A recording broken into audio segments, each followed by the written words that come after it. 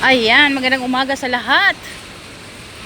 Ayan guys, kumalma po ang init ngayon dito sa Hong Kong dahil umaga pa lang umuulan na. Ayan, kahit hindi masyadong malakas ang ulan, kagabi pa tong ulan guys. Kagabi pa ito umuulan, hanggang ngayon maulan pa rin siya. Ayan, ang ating kalangitan ay makulimlim. Ayan, maganda nga ang feelings pag ganito. Medyo malamig-lamig ba?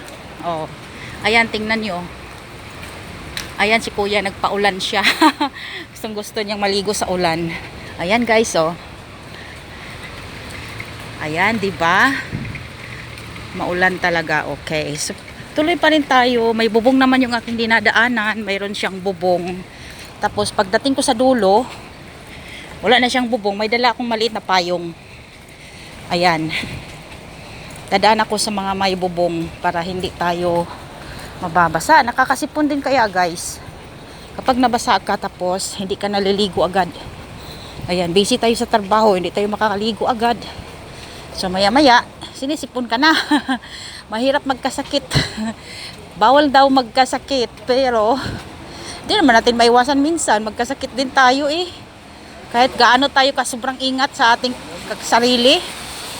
Ayan, may tabing kalsada. Daming sasakyan. Ayan. Diba guys? Ayan po.